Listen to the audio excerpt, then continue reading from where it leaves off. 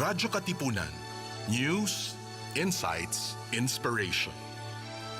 Radyo Katipunan. Down from the hill and down to the world. Radyo Katipunan. The voice of the Blue Eagle.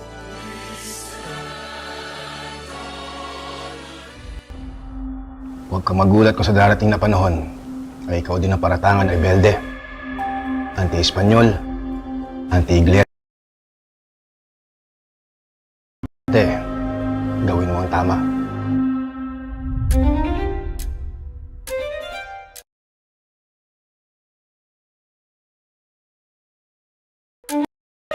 Pedro, di ba kayo natatakot? Bakit ako matatakot magsabi ng totoo?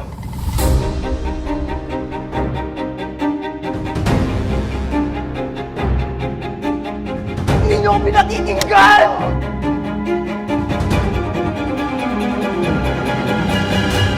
Sabihin mo sa akin, Padre, hindi ba talaga tayo minalas at sinumpang bayan?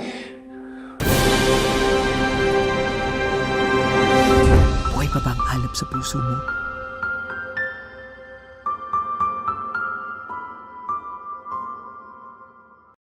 Radyo, radyo, radyo, radyo, radyo, radyo, radyo, Katipunan, radyo, Katipunan, radyo, Katipunan, radyo, radyo, radyo, Katipunan, radyo, radyo, radyo, Katipunan. Voice of the Blue Eagle, kami di mapipigil sa pagbabalitang tumpak at tama. Buhay Atenista, sa loob sa labas ng eskwela, ating ibibida lahat ng buwela. Radyo, radyo, radyo, Katipunan, radyo, radyo, radyo, Katipunan, radyo, radyo, Katipunan, radyo, Katipunan. Kawal ni Ignacio, Katipunero, sugod, todo sa kayon, tulong at tulong. Lipat na Blue Eagle, galing giting nagigil. Blue and white, one big fight. Radyo, radyo, radyo, Katipunan, radyo, radyo, radyo, Katipunan, radyo, Katipunan, radyo, Katipunan, radyo, radyo, radyo, Katipunan, radyo, Katipunan.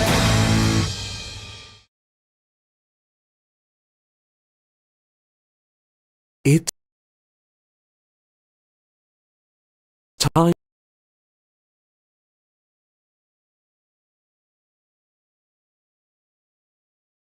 for the music.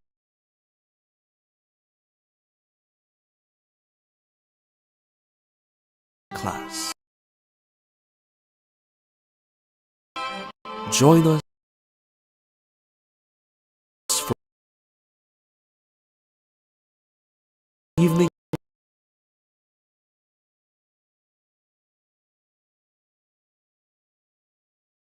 of learning music behind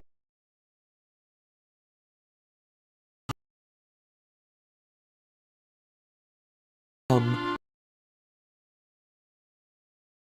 you.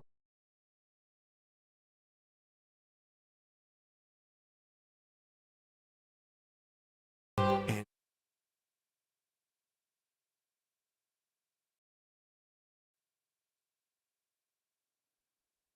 it's time for the music class. Join us for an evening of learning music and appreciating the art behind every hum, tune, and beat. Listen to engaging performances and insights from some of the top and upcoming musicians in the scene today. Tune in every Tuesday evening here on The Music Class. Let the music class begin.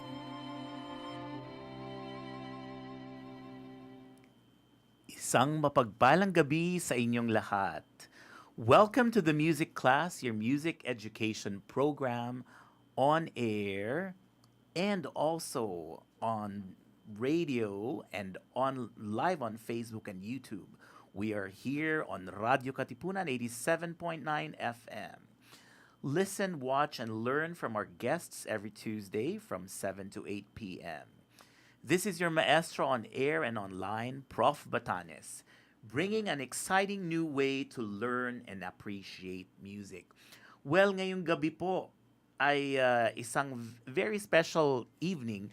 Tayo po ay naging live. It's our first time back here on the studio after 3 weeks of being live. First, we had live guests from Kenya, and then another live harp on the studio, and then last week we were live at the Saint Stephen Parish, featuring the organ, the pipe organ, and I'm really glad that our FM and online broadcasts are up and running again. Thank you, Radyo Katipunan. And a while ago we thought we were having a technical difficulties, but we're back, and we have a special guest, actually two guests. My co-host, Miss Rhea Leorag, is live from the National University of the Arts in Taiwan, and our composer guest today is Mr. Patrick C., who will open the program with his own arrangement of a folk song. So, ladies and gentlemen, let's welcome Patrick C. on the keyboard with his own composition.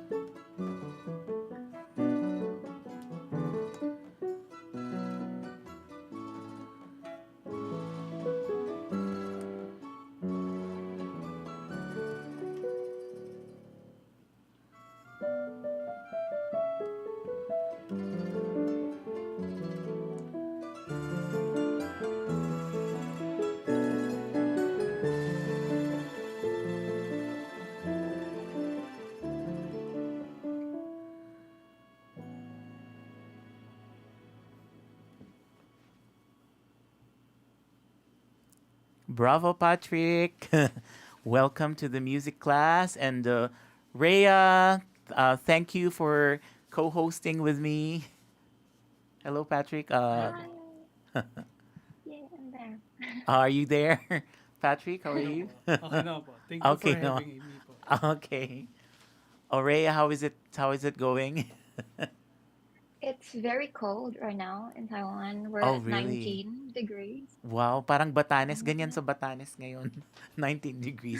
But okay, Pero, are go you ahead. ready for your questions for Patrick? Yes, definitely. Actually, first I would like to hear about the song that you just played that sounded very ethereal, para akong naglalakad sa gubat. So I wanted, could you share with us what the song is? So the song is an arrangement of Leron Leron Sinta. Ayun po. It's called Saturnina. Ginawa ko siya as part of yung para sa game namin called Kata. So it's about Right. Filipino culture and arts. Tapos ayun, na-inspire ako mag-arrange ng version ko ng Leron Leron Sinta. Ayun. Amazing. We'll definitely want to hear more about kata later on. Opo. But first, let's hear about you. So, Patrick, thank you for being on the show. Could you share with us your journey into being a composer? From your lessons in childhood up to now, how has that been? Yun. So, I started playing the piano when I was 3 kasi yung family namin is musically inclined.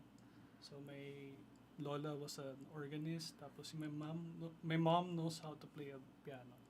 So, yun. Binigyan ako ang kwento sa akin ng mom ko, binigyan ako ng toy piano. Tapos, pinatry sa akin Twinkle Twinkle Little Star. Tinuturo sa akin. Tapos, nakapakaro agad. So, they decided to enroll me at a music school. So, na-enroll ako sa Green Hills Music Studio under Mrs. A. Carmencita Arambolo po. Yeah, alam mo ba, Rhea, 3 years old pala si Patrick, no? So, kasi sabi ko nga sa kanya kanina, sabi ko, my memory of Patrick is, he was playing at the cultural center. He was probably 7 years old and playing a Haydn concerto with an orchestra. So I was asking Patrick, ano na nga yun? Baka Asia Suzuki Conference siguro yun. Since I'm also a student of Mrs. Arambolo, no? So kita ko ito yung batang maliit na ang galing-galing. Yun pala, 3 years old pa lang siya, no? Nag-start na yan magpiano kay Mrs. A. So, and that's the reason I invited him here. Sabi ko, tingnan nga natin ano na nangyayari kay Patrick ngayon after how many years? He is now, how old are you now, Patrick? 25. He is now 25 years old, Rhea. Yeah. Gifted child pala si Oh, Patrick. yeah. Amazing. So that was how you started, and you were studying with Mrs. A, who also taught Circu. That's amazing. So how has it been since then? Since then po, I left GMS around 10 years ago. Tapos, I think doon ako nag-start ng journey ko as a composer. Yeah. Great. So right now, are you a full-time composer? Is it something on the side? Yes, I'm a full-time freelance composer po. Wow. As Psyquo, right? Yes po. Yun yung artist name ko po. Yes. Can I ask where that came from? Actually, it's parang dinikit ko lang yung name ko. So, yung initials ng name ko, PSYQUO. Tapos, at the time, as a teenager, I thought that was cool. Tapos, I stuck with it lang until now. Yun lang. It does sound cool. Yeah. So, I listened to some of the music that you post on your website and your social media. We'll share them later as well. So I noticed that your style as Psycho is very futuristic. So how did you get into this kind of genre or this kind of music compared to like other genres that you could have explored? I think when I was a teenager, parang doon nagkaroon ng internet. So, mahilig kasi ako parang search ng music. or parang find something different. So around that time, may nakita akong electronic music. Parang, wow, this is out of this world. So doon ko siya na simulan na gustuhan. From back when I was child kasi puro classical yung naririnig ko and some pop songs. Pero around teenager, doon ako nag-explore ng electronic music. Patrick, you were 15 at that time when you started exploring? Yes. Okay. Paano mo na yun? Napapakinggan mo sa TV or may internet na naman yun panahon na yun. Paano? I think yung pinaka unang exposure ko is yung album ni Black Eyed Peas na Boom Boom Pow, actually. Rhea, alam mo yan. Alam mo yung Black Eyed Peas na yan? naman. Okay. Parang- Was that famous during your college days, Rhea? Boom Boom Pow? Oh, earlier. Earlier. Parang high school ata. Yeah, Mag-age ba kayo ni earlier. Patrick? Pero kinakanta pa rin namin yan sa karaoke. Up to now? I'm 28. You're like 3 years older than him it's pala. so famous. Okay, kasi ang tingin ko kay Patrick bata tapos ikaw yung the mature individual. Ano right? Okay. So, ayun. Nagustuhan ko yung song. Tapos, naghanap ako ng mga similar to it. Tapos, doon nag-start talaga. Ayun. Okay. What instruments or programs do you compose with? Right Or work now, with? I use FL Studio po. It's a digital audio workstation. Doon ako basically nag-compose, nag-write, arrange ng music ko.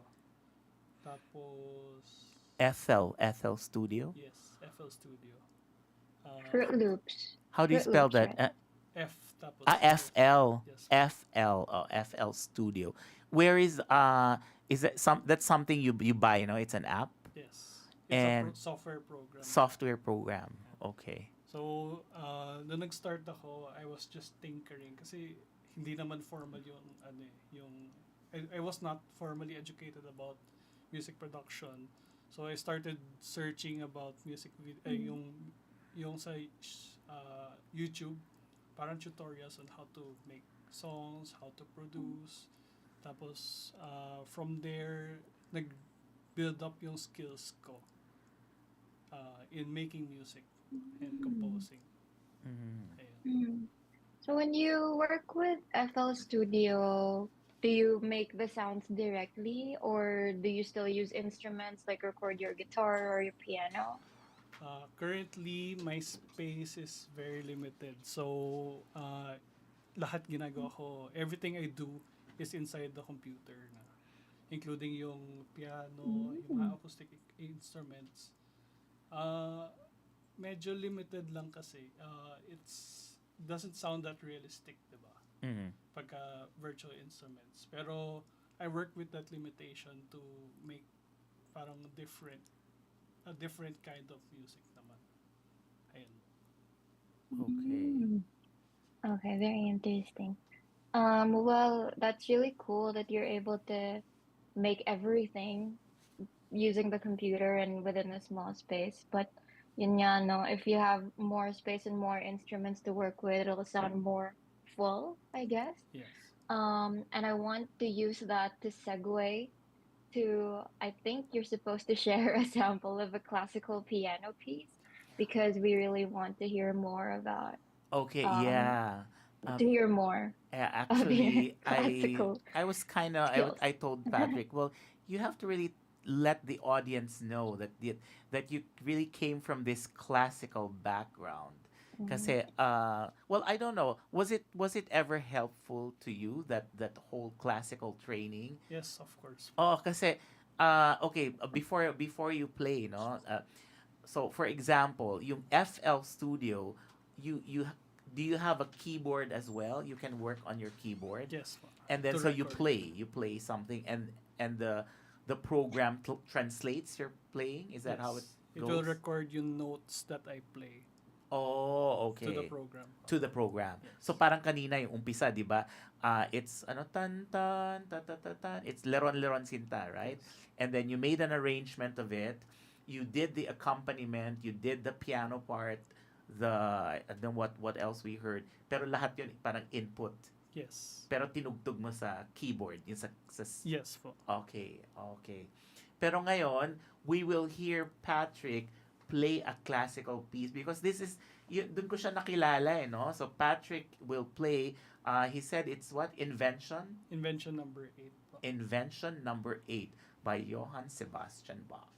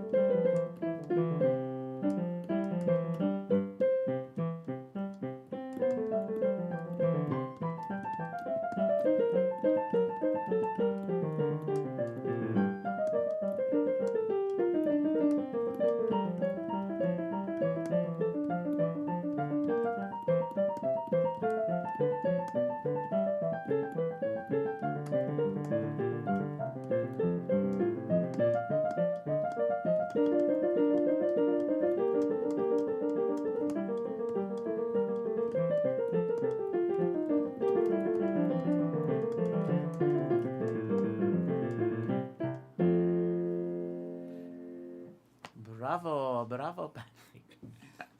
So, but probably you were playing this piece when you were, I don't know, 7 years old. 7, 8. Yeah, that 7, time. 8. Can you imagine? And he can still, Very naalala pa rusty. niya. Yes, it's okay, it's okay. It's just a challenge that, sabi ko, Patrick, you really have to play. Okay, before we continue with Rhea's questions, basahin ko yung no, kasi hindi nakikita ni Patrick actually yung monitor unless you can go to your cell phone right now and then go to Radyo Katipunan 87.9 FM, the Facebook page, para at least you can see what's going on. We have viewers. The first one is Vince C. My brother. Okay, your brother, Vince C. And then another one is Ian Buenaventura Uy, a member of Coro de Santa Cecilia. Eloise Lay Gonzalo also says good evening. I don't know if you know her, but she is from St. Paul University, Manila, also a board member of the Piano Teachers Guild of the Philippines. So when you were a little boy, she has watched you perform. Okay, Angela Humiwat. Congrats, my apo, Pat. Thank you po. Yan. Jolene Valenzuela. My friend po. And Giancarlo S. Mina. And then we also have Tin Kiambao. Yan. Go, Pat. Hello po. Okay. So if you are also watching live from the Ateneo de Manila page, we are also live on the Ateneo de Manila page. Si Patrick, I was interviewing him kasi syempre nawalan na ako ng contact sa kanya no, when he left GMS. Now, he finished computer studies at the De La Salle University. Ngayon, but I was asking him, Patrick, sabi ko, did you ever computer studies? So, did you ever, what was your major again? Software technology po. Software technology. But did you ever use that, I don't know, FL knowledge and keyboard knowledge in that software technology major? No. No connections po talaga. No connections. O kasi alam ko if you want to focus more on music production, pwede kang pumunta sa College of St. Benilde. Meron silang music production eh. Di ba? Kasi ang very recent po yung decision ko na maging full-time composer talaga. Kasi at that time, di ba nag-leave po ako ng GMS. Kasi hindi ko po alam, I love music pero na-burnout po ako sa playing the piano po. Okay. Ayun. So, at that time na nag-choose ako ng courses ko, parang hindi ko pa naisip na pwede pala i-incorporate yung music composition. Tsaka at the time, wala rin akong, parang hindi pa, it's more of a hobby. That time. Oh, okay. Ngayon hindi na hobby, no? Apo, full-time Oo, ko talaga. full-time na.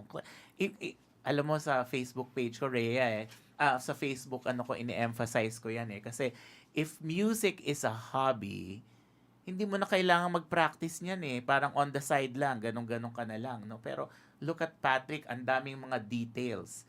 At siguro kung na-discover ka ni Rhea when she was still a student here in Ateneo, baka naging manager ka ni Rhea. Di ba, Rhea? Baligtad. Ah, Ako balik. yung manager. Oo nga pala, ikaw yung manager ni Patrick. O marami pang questions si Rhea. Go ahead, Rhea. Oh no. Okay. So, what was the what made you decide to be a full-time composer? Ah, parang may calling inside me. Kasi after I graduated, uh, I worked at a tech company for 2 years. So, yun, try mo na ng uh, ano, corporate job. Pero at the side, parang hino-hone in ko rin yung skills ko as a composer. Tapos doon ako nag-have fun the most. Ayun. So, iniisip ko, maybe 10 years or 20 years down the line, ano ba talaga yung gusto ko gawin. So, doon ako, very recently, last year lang ata, nag-decide na, yun, I will take music composition as full-time job. Yes. Meron bang part ba ng decision mo at all yung pandemic, or more of during the pandemic you were busy with your job pa? During the pandemic, busy with my job naman. Pero doon rin ako napaisip. Parang I had time to think what I would do next. Ayun po. Iba talaga ang nagawa ng pandemic eh. Ang daming na bagong buhay. No? Oo nga. Kinikwento ko kay Patrick, Rhea, sabi ko, uy, Patrick, alam mo si Rhea, ano yan? During the pandemic, active yan sa TikTok. Pero Nag-work ako sa nag-work TikTok. sa TikTok. Hindi nagti-TikTok dance. Si Rhea, dalawa lang sila. They were actually manning the Philippine office of TikTok, 'di ba? Different. Oo. Yes. And sabi ko, yung good side niya, nagkaroon siya ng educational content ang TikTok, 'di ba? We did our best. So speaking of TikTok, I saw Patrick, that you also share your music and you interact with your fans on different platforms. Your YouTube, your Bandcamp, you have a Twitter account also. Kailan mo yun sinimulan, and like how has that experience been? You know, sharing your music, connecting with people who have the same interests. I started yung Twitter account, yung mga social media parang back in college, just to parang may alias ako to showcase my music. So yung unang nabuksan is yung SoundCloud. So I posted one of my yung mga first compositions ko there. Parang I wasn't expecting anything in return naman kasi it's a hobby. So over time nag-grow rin siya, tapos I got to join actually a rhythm game. So Rhythm na-feature game, yung wow. music ko. Umabot to that point after some time. What exactly is a rhythm game? Na-curious tuloy ako. Music a theory teacher ako eh. Kaya rhythm game, para siya, it's a game Okay. featuring music. Tapos Okay. you either you press notes to the beat po. It's basically yan. Ayun. Okay. And you won the game? Na-apply po yung Anong klaseng music. beat? Parang ta-ta-ta-ta-tan-tan, gano'n? Twinkle, twinkle, twinkles. Pero ayun po, it showcases music, tapos meron lang game alongside. Okay. Tapos parang per music, yun yung nilalaro mo. Parang stages siya. So it's, yan. It's a game. But you compose your own music or any music. Any music po. Sila yung that's gaming quite company interesting. nag-create ng What music. game was that? I love Uh, rhythm games. It was first it was Ravon, tapos we got featured in Psyquo rin. Oh, okay. I love rhythm games. Hindi ako kasi talaga gamer. So yung mga madadaling games lang Rhea, for did you me. did you Although know also, about the rhythm game when you were in college? no, rhythm games are more like a pastime. Oh, okay. No, Like because I something was you play at no, I home. was wondering I could have used that in our rudiments of music class, yung rhythm game. True. Been a long But time I now. would have to learn it. 'Di ba? Teka ha, before I know Patrick will be playing his they will be one of his YouTube compositions, pero baka makalimutan ko 'tong mga ang dami mong fans, Patrick. Eva De Ocampo, Niles Singh Chan, Graciela Kiambao, Miggy Kiambao, okay? Patrick Altea. Sabi ni Patrick Alteo, pa-request po, Boba Beach. Boa Beach. And of course, our international Filipina pianist, Rowena S. Arieta. I'm sure you know her. Right? Good evening po. Patrick? Yes, po. Hello from New York. I'm not sure if she was able to... Did she ever watch you play when you were a student of Mrs. A? I'm not sure You're not po. sure, no? But I do remember your CCP performance playing the Haydn Concerto. O Jolene Valenzuela says, Dance Dance Revolution. Yes. Yeah. Okay. So, for example, like before we let you, this might be parang spontaneous to, pero for example, no, may ipapakinig ka sa amin na 'di ba? Na composition mo. So, paano ka halimbawa, meron kang something in mind and then you will just play it on the keyboard like that, improvise. Can you like give us a sample like I don't know whatever, like improvise something or So, pag nagko-compose ako, I mostly melody yung first. okay, melody first, So, okay.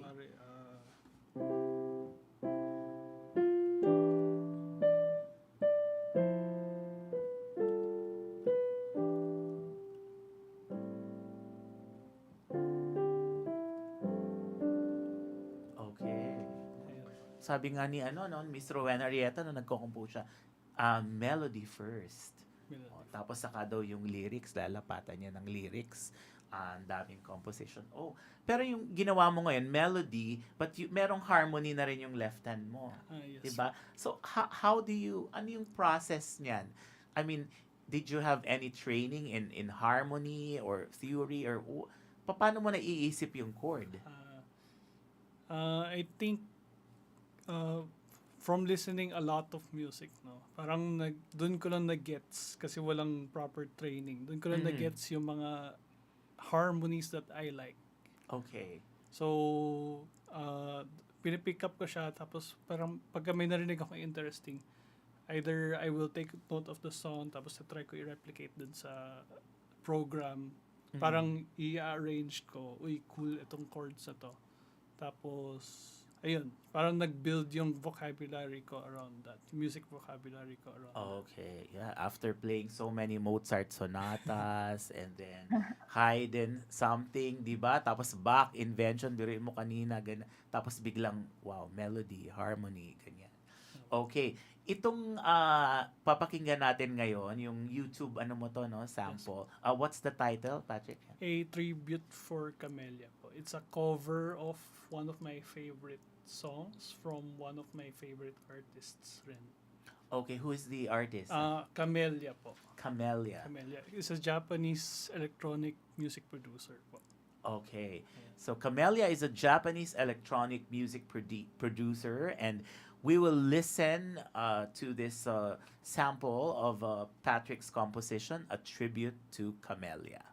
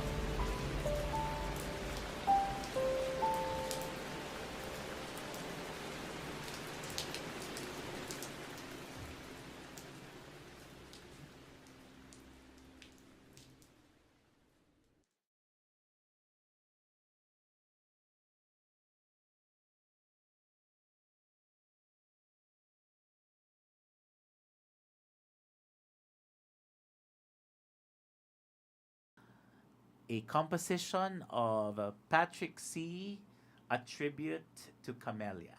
Right, Patrick? Okay. Well, Rhea, I'm sure you have more questions because I'm biased here eh.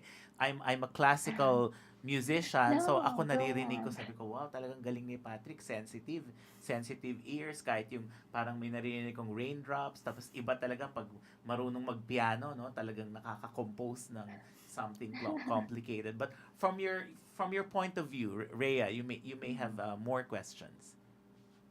I also wanted to ask to jump off of your composing process. How long does it usually take you to finish a song? It depends, no? Kasi uh, most of the time I write a piece, tapos I Mhm. leave it, tapos I work on another piece, I leave it. Tapos if I find some inspiration to continue, uh, tsaka ko lang siya tinatapos. Or if I find yung parang where this song will go, tsaka ko lang siya natatapos. I think some of my compositions date back parang 4 or 5 years ago, mga 2018. Tapos now ko Oh. lang siya na-release. Ayun. Oh.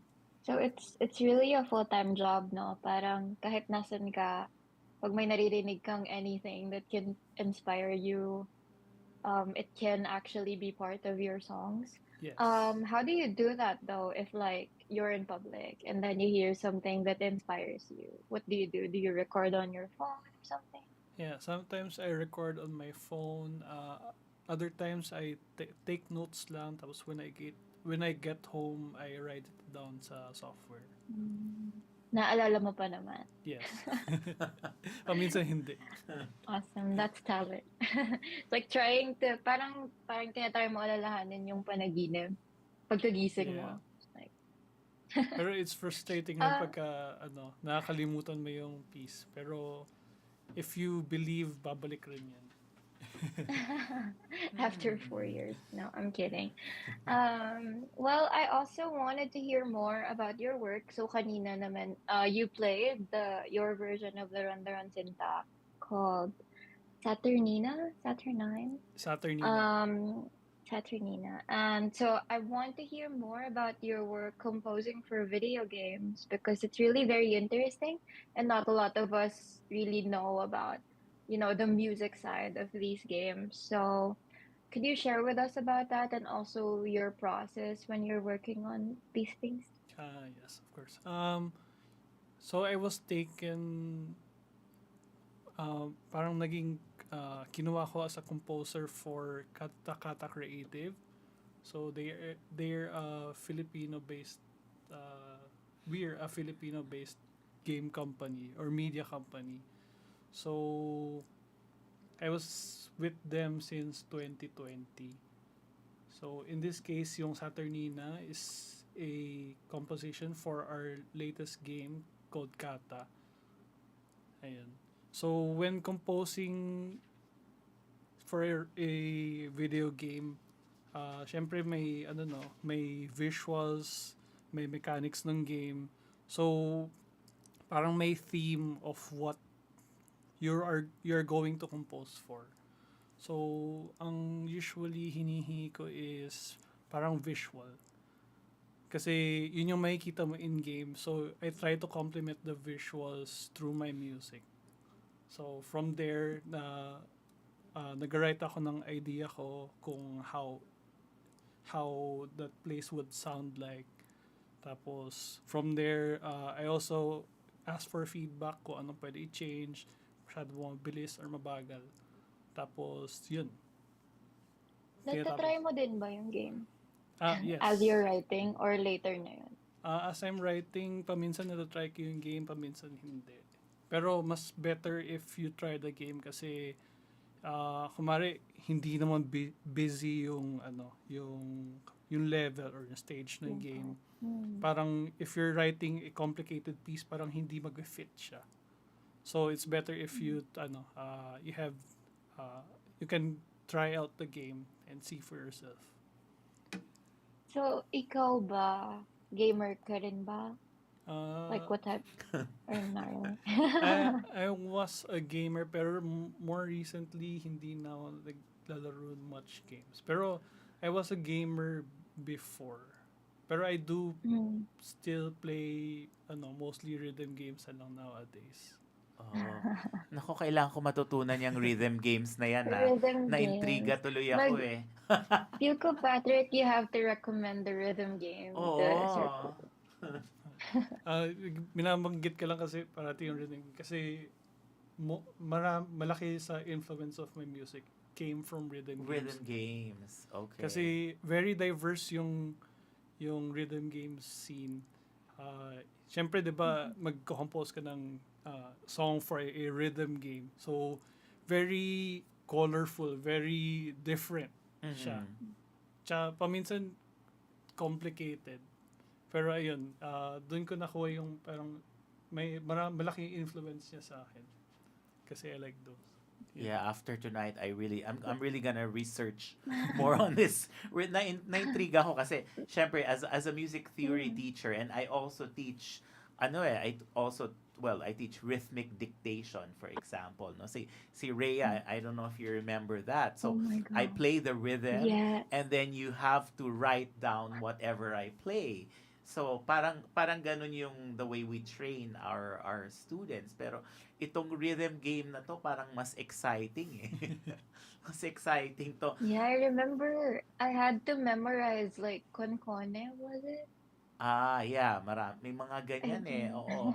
Oo, pero I guess for your generation, this rhythm games, well, I'll study more about it, and maybe it can be something that can be used in teaching oral skills, 'di ba?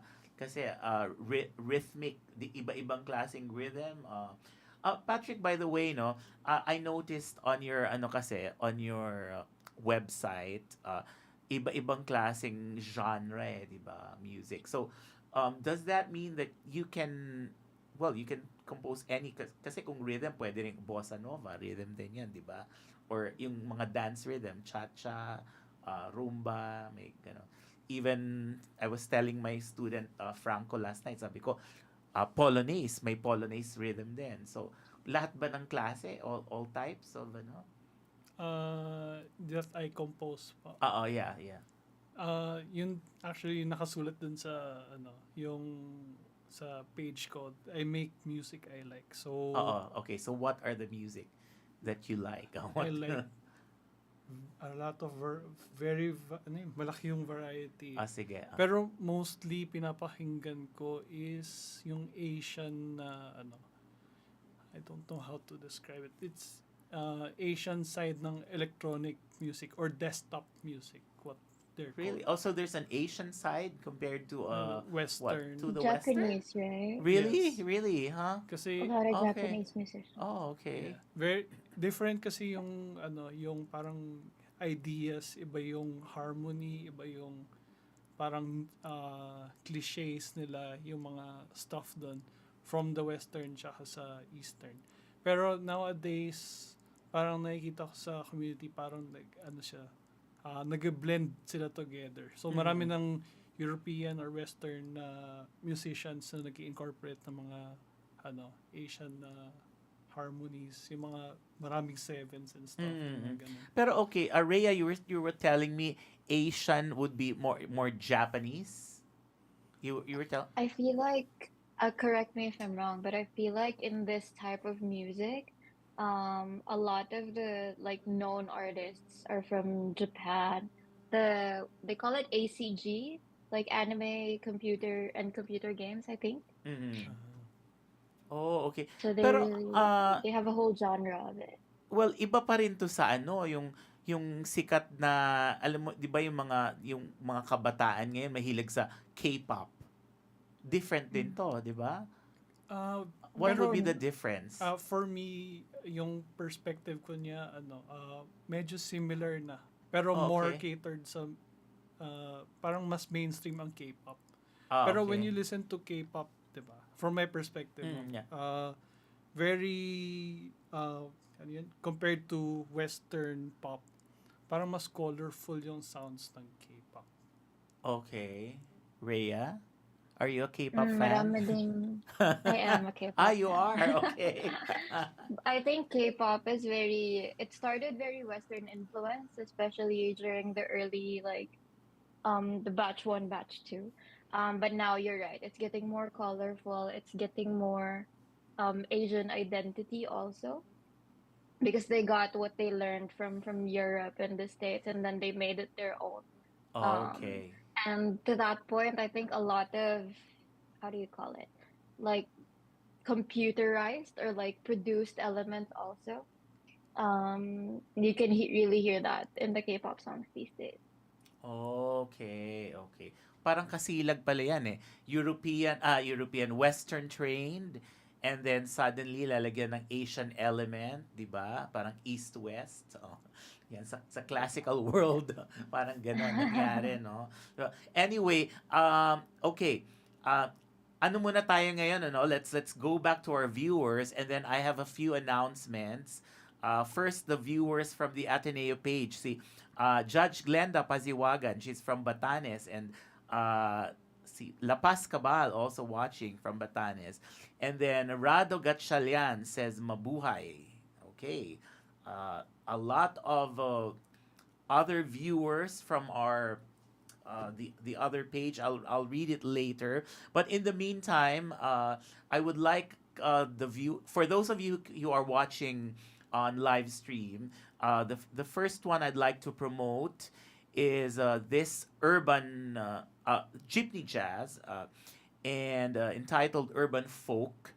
This coming Friday, November 17, at 6:30 p.m. and this is at the Ayala Museum. Abby Clutario and of course Johnny Alegre and Human Folk. Please do watch. This is presented actually by the Filipinas Heritage Library, and its head, Dr. John Labelia, who also was a part of the Ateneo faculty. He is now the head of the Filipinas Heritage Library, presenting this coming Friday. Please watch that. And also the other one, I'm going to be promoting this until the 12th of December. This is the concert of Basil Valdez. And so Basil Valdez on December 12 is having a concert, and this is not just a concert, but this is for the Marian Center in Batanes. The Prelature of Batanes, the Marian Center, has been there for the past 25 years or more. And of course, this is a fundraising event, and this is held at the parish in Marikina. You can look up the screen, and if you are listening, this is at the shrine of Our Lady of the Abandoned Parish Church in Marikina City at 7 p.m. entitled Awit kay Maria. Basil Valdez for a fundraising event for the renovation of the 25-year-old Marian Multipurpose Facility in Basco, Batanes. And you may, for inquiries, you may email jennycapindo at gmail.com, JENNY Capindo, CAPINDO at gmail.com. In the meantime, let's go back to Patrick and Rhea. And any last words, or maybe you would like to greet anybody? Let's start with Patrick, our guest. And Okay, Patrick. I would like to extend my thanks lang. No? Thank you for having me on this show. Tapos, I would like to thank kasi parang suddenly nag-leave lang sa GMS. So, I would like to thank them, especially Mrs. A, for honing my skills talaga and my, nurturing my love for music. Ayan. And then my friends for supporting me, and especially my family. Parang they were here since I was 3, so hanggang ngayon sinasupport nila ako in my music endeavors. Ayan na. Thank you. Before I let Rhea talk, actually, Patrick, it's I'm really touched kasi I contacted your father, and then I didn't know that this is a full-time job for you, and it's not just a hobby. And I'm wondering if I may ask you this, no? Paano na yung financial dito? Sorry. Kasi yun ang iniisip ng lahat eh. Sabi, naku, walang pera sa music. Sa music, Yes po. bakit naman ganun? Pero yung parents mo sobrang supportive eh. Can you answer that? Anong sinabi ng parents mo nung sinabi mo to? Work hard. Work very hard and smart para maging successful ka in this career po. Wow. Kasi nakikita naman po nila yung fruits na. Oo, yung, yes. Yung what I make. So, they supported me in this decision na mag full-time sa music. Okay, congratulations to the parents of Patrick and to all the parents and out there who are very supportive of those who want to make music as their career. Diba, Rhea? Okay, Rhea, any last words? Well, thank you so much for having me here. I miss Ateneo a lot, and this is really such a nice way of reconnecting. And also, Sir Ku, thank you so much for being my connection to music. When I was in college, I was taking management engineering, but your classes were what kept me grounded to what I really loved, which was music. And you've been there for me even until now. So I'm really, really grateful. Okay. Well, hopefully we can have you more, Rhea, maybe next year, because this year we are actually having more Christmas shows for those of you who are going to watch in the next few weeks. Next week we have our Mindanao musicians, so they performing live here at the studio. Daphne Hoxon, musical theater pianist, and Carmina Atienza, soprano, also with the Ateneo Glee Club. She graduated here in Ateneo. And then the following week, we will start with our holiday blues with a saxophone and tenor, Enzo Mendoza, and also Josh Calvin Tew. And then on December 5, we will be live in Cebu at the Climo Cebu School. I will be there, and the faculty and staff and all the musicians will be performing for you Christmas music. That's December 5. Because I know on December 12 there's an, a Christmas event here in the Ateneo, but don't forget our Batanes event, okay? For our listeners. Now, Patrick, before we end this program, Patrick has something to present to you, but since I cannot explain it, I will ask Patrick first to explain this last composition, which he prepared just for this show. By the way, parang this week lang niya ginawa to. This hasn't been premiered yet, Yes, diba? po. Okay, tell us about it first, Patrick. This parang a video presentation of what composing inside the computer would look like. Parang it's a gist of yung fundamentals, kung anong mga iniisip, how instruments work inside a computer po. Tapos at the end, makikita mo yung end result of what I composed po. Wow, and what's the title of this composition? Wala pang title. Wala pang title. Okay, so after this show, after this program, for those of you who weren't able to watch from the beginning, you can watch this again, and then you can, if you have questions for Patrick, you can type in your comments. But in the meantime, thank you all for tuning in to the music class. Join us again next Tuesday, that's November 21, from 7 to 8 p.m. for an evening of appreciating and learning more about music. This is your Radyo Katipunan's maestro on air and online, Prof. Batanes, together with my guest co-host, Ms. Rhea Leorag from the National University of the Arts in Taiwan. And of course, thank you again to our composer, Mr. Patrick C. And we bid you good night and thanking you all for supporting the music class. Diyos mamahas.